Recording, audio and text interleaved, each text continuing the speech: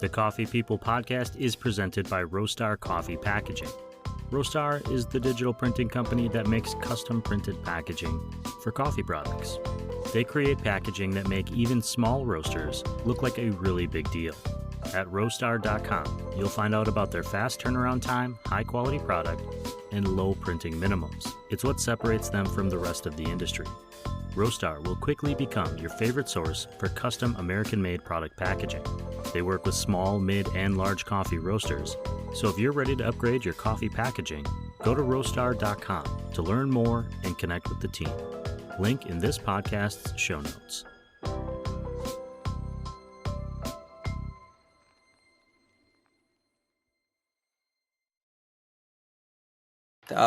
Thank you so much. Oh, no, I'm excited to talk to you and learn more about your story Okay. and what you do. Mm-hmm. I appreciate you worked through a little technical difficulty this morning. Yeah, sorry, I'm a low tech guy, so I wish I were more low tech. I wish I had more time away from my computer for certain.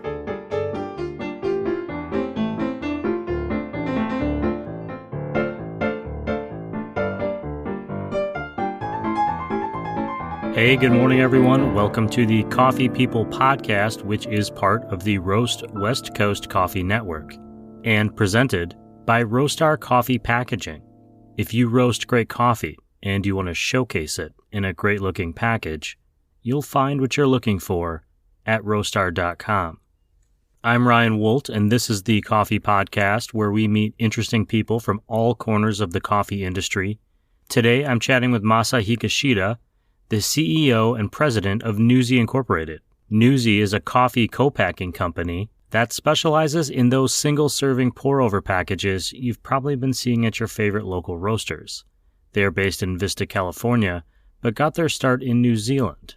If you want to see what we're talking about today, or you're interested in white labeling your own brand, go to mynuzee.com, NuZee is spelled with 2 E's, while you're listening to today's show.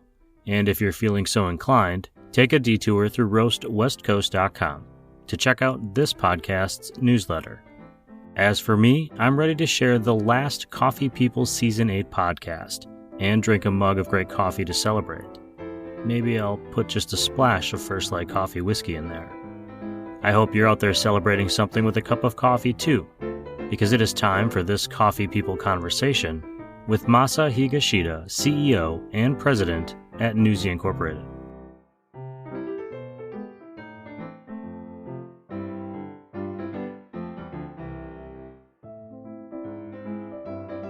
I'm Masa Higashida, founder and CEO at NuZee, and we are coffee foundry, coffee co-packer, working with a coffee brand for packing for their products. Right, and the big thing right now is single-serving packaging, right? Yes, right. I want to ask this right away because I know it's a big deal, but you recently did a collaboration with Stone Brewing Company here in San Diego, where I am. What is it that you are doing with them? Yeah, so as a neighborhood, Stone based in San Diego, we also based in San Diego. We have a great relationship with their management team. We roasted their special coffee seasonally and 3 years. And we both wanted to have some deeper relationship about the coffee side because we believe there are many overlap of client customers. Craft beer lovers also like specialty coffee.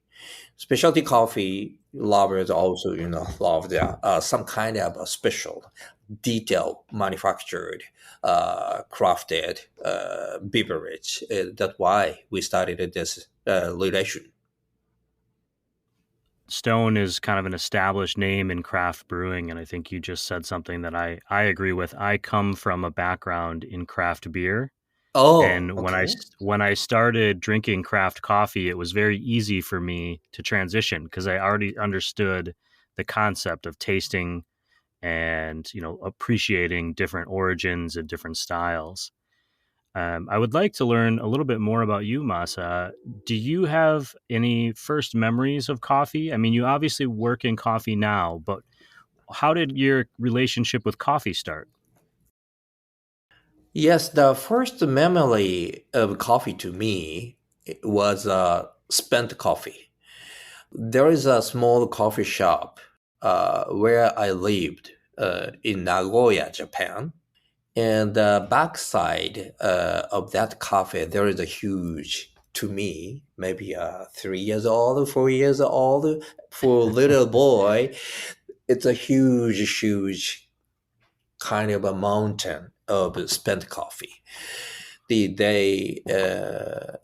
coffee's smell is really not good to me, but very special aroma.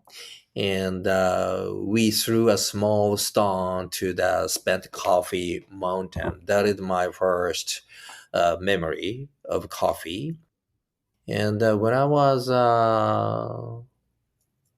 10 years old or something, I my father told me he had a small coffee shop in Fukuoka, Japan, when before I was born. Of course, I didn't know that.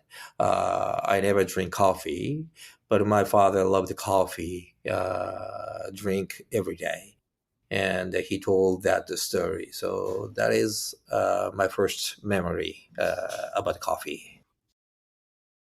What were you doing before you started this company that you're working with now, NuZee? What was your career like?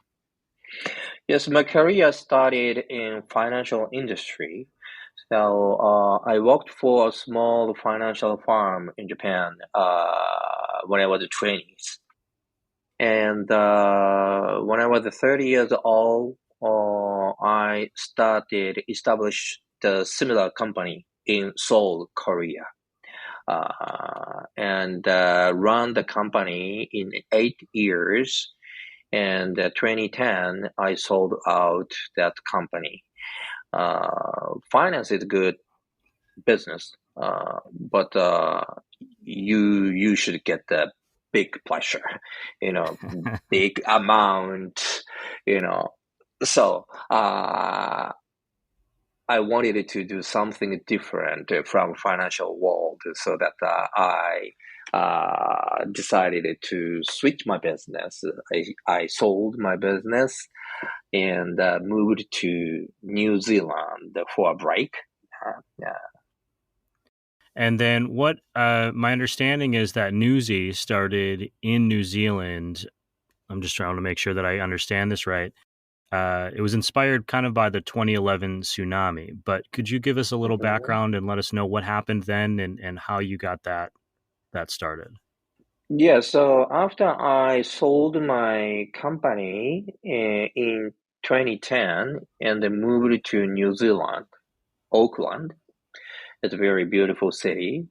And like the next year, there was a big tsunami in Japan, and there was no bottle of water at the shelves of stores because at that time people feared about uh, what do you call it? Nuclear.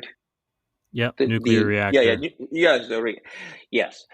So they are looking for pure water. So I got the many called from my friend, and they said, please sip the pure water. So my age at the time, my friends had kids, little kids, so they are taking want to taking care of us, so about drink water. That's why we started to sip water to Japan. But they said it's tasty and very good, so I wanted to start sell water to Japan. That's why I start this business. How does NuZee continue down this path? Where does it go? I mean, why did you leave New Zealand in the first place to come here? Yes, so shipping to water from New Zealand to Japan, I love that because I love the water as well. So tasty, clean, pure. At the same time, when you think about the business, flying is the largest market. Sometimes it brings you a benefit for scale, size. Hmm. So the U.S. is the largest market for bottle of water, so that I wanted to export from New Zealand to the U.S. as well. That's why I set up a small company, which is currently NuZee in California. You set the company up here, and how did you transition from water into coffee? Yes, so water and the coffee is my favorite, and at the same time, I get big self stressful about the water and the water when I was in Japan, when I was in Korea. As you know, I worked for financial industry, so I had many meetings every day. Every 30 minutes, I met different people talking about the finance, and we order coffee, we order water. But even though you had coffee and water at the five-star hotels, the taste is not good. But I drank, every 30 minutes that coffee. So I wanted to provide a good water and a good coffee to remove some stressful, like me. And that's why I wanted to provide a good taste water and a good taste coffee. At the same time, so for as a marketing perspective, water is a difficult product to show differences from other water, because Hmm. for many people, the water is water, the same. The coffee also difficult to show the quality or taste sometimes, but single serve pour over, this format is very brand new for U.S. market. So bring it from Japan and show it made a big differences for other coffee or other coffee brewing method. Uh, that's why I wanted to switch from water to coffee, especially single serve per hour. What have your customers thought about the new coffee products you're offering? Has it been a positive or an easy transition? Has there been challenges? Yes, very, very positive reaction we had about the single serve pour over. So we attended to many trade show of coffees, and we met many buyers at the retailers. They all love the taste is better and very convenient. So you don't need any equipment, just mug and hot water, and it's also environmentally sustainable. So everybody loved it, but there is no result of sales of this format. So retail buyers want to see some data result. So they are watching, our company's sales growing first. So first 2 years, 3 years, we got a good response and feedback, but no, almost no orders. Yeah. So why keep pushing forward? If it wasn't if people weren't responding, what made you think Mhm. that eventually they will? Yeah, it's a. I believed it's a it's just a timing, and if we keep proposing this format to the market, someday people start order this format because, as I said, it's convenient, better taste, and environmentally sustainable. So people love that concept. I am a person who goes camping and I travel a lot, Mm-hmm. so I use the single serving coffees on occasion, Mm-hmm. that Mm-hmm. product. So I find a lot of value in that. And I have noticed that a lot of companies that I buy coffee from have been using it. Mm-hmm. My question is, we are in 2023 now. Your Mm-hmm. company has been working through the beginning and kind of the extension of the coronavirus. How Mm-hmm. did the pandemic impact your company? Yeah, it was very hard time to the companies. We are co-packer, packing for other coffee brand. So we started co-packing from 2016, and 2019 we had many orders from great companies. But as soon as Corona hit the market, everybody was panic at the time. So every company, our client, canceled the packing with us. So our revenue would be almost zero. Only in 2 months or 3 months, and it takes time to recover it. But from last year, 2022, we would be busy again because the COVID is calmed down. At the same time, due to Corona experience, people doesn't want to touch coffee machine. Mm, So, for example, hotel rooms, offices, pour over, single serve pour over is a good item for many people. So now, Corona, it was very hard, but it brings some opportunity to us. sure. Hmm. I certainly was one of those people that didn't want to touch anything at first. We Yeah, didn't know what was happening. I know. I still am like that. I'm still always washing my hands. Uh, Do you drink coffee every day? What is your experience with coffee on a regular basis? I drink at least 2 cups of coffee in the morning before I come to the office.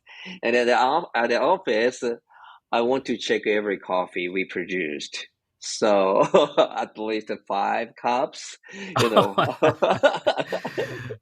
Yeah, that's a lot. That's more than most, A I would lot. say. Yeah. What does the name NuZee mean, or where does that name come from? New Zealand. We started this business at New Zealand, and I love there. So that's why I wanted to use this, sounds New Zealand. So that's why the company name is NuZee. What is next for your company? You're currently operating out of San Diego. What Hmm. do you see the next few years being like for your company? So we are expanding it now because many coffee brands now recognize this format, and many coffee lovers want this format. So we would like to expand the facilities, packing facilities in nationwide, and should be focused on packing great coffee into this format. This is more of a personal question for you. Mm-hmm. Do you get a chance to travel back to Japan often or New Zealand often? Is that something that is part of your life still, or are you pretty focused on being here in San Diego? I have my friends and many shareholders in Japan and Korea, so I often go back in Asia. What would you say the difference is in the coffee culture between Asia and America? Is there one? I think There's no differences about the coffee, just the brewing method. So single serve pour over and the single serve brew back coffee is a very popular coffee brewing method in Japan. Currently there is 3 billion cups consumption in Japan with this format. Only the difference is format, but other things are very similar. They're the same. They enjoy coffee morning, after lunch. Yeah, there's many coffee shops in Korea, Japan, of course, here in US. So yeah, same. So it's very good because all people, Asia, US, has the same culture. So this is good.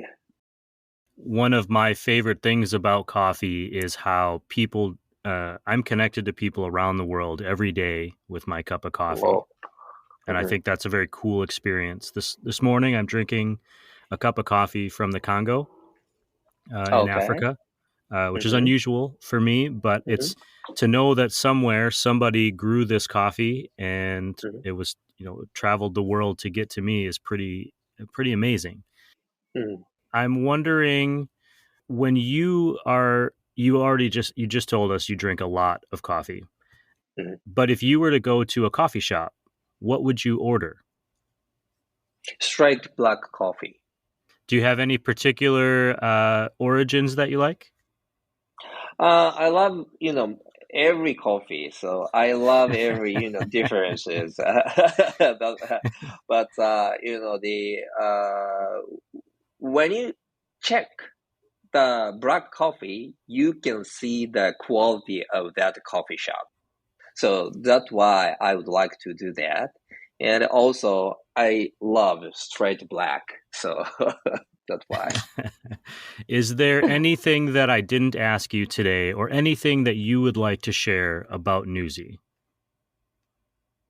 Yes, so NuZee is has been focusing on packing great coffee into this single serve pour over format, and I would love to expand this format more because I believe this is the best way to help coffee drinkers do their part of responsible consumption and can enjoy a great coffee for them. You mentioned responsible consumption, and earlier you mentioned sustainability with the single serving Mhm, packing.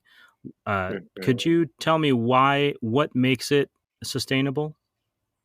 Yes, a single serve brewing 1 cup at a time reduces waste.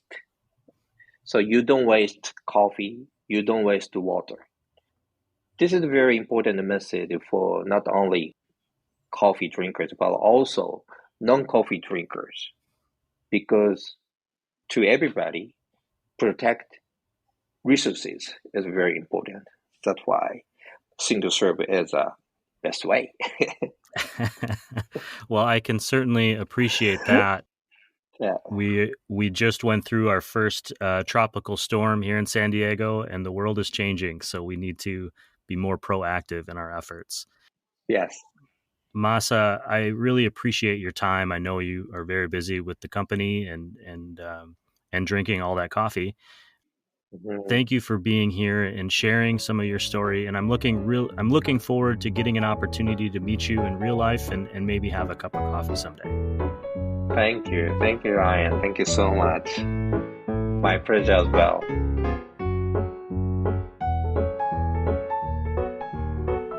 Okay, some key takeaways.